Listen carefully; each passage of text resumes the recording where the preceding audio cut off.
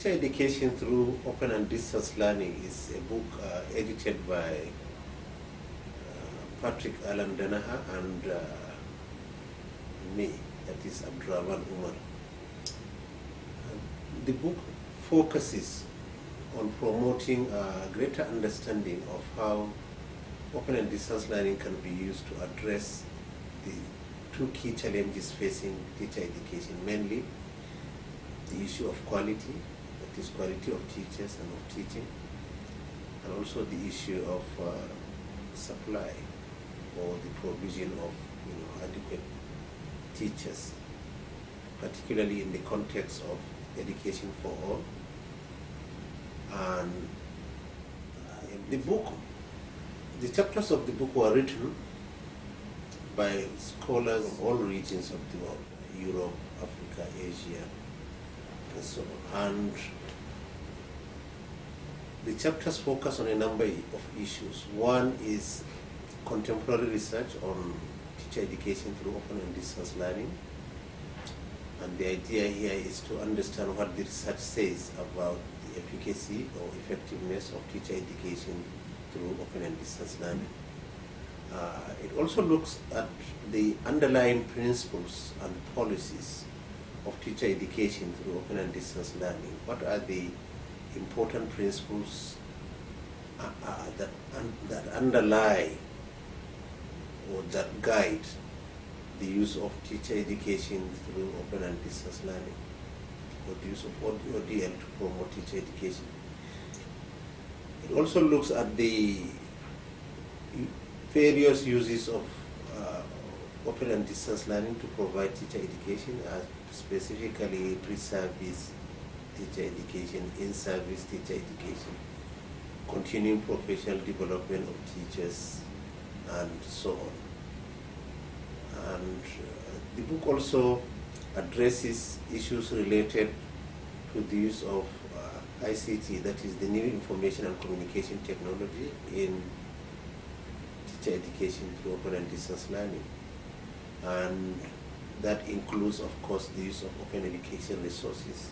There is a very long chapter by Professor Bokmo, one of the foremost authorities on open education resources, which discusses the experience of the Teacher Education in Sub-Saharan Africa Consortium in terms of providing OERs that support the work of teachers in the classroom.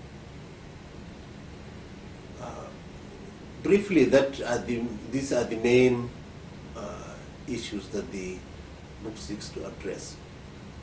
But why was the book written? What was the rationale? What were we trying to achieve by getting these prominent scholars to come together and contribute to the debate on the use of open and distance learning for teacher education?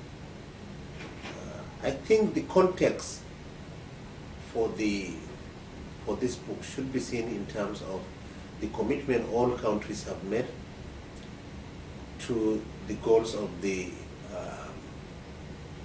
Education for All program as articulated in the Dakar Framework for Action 2000.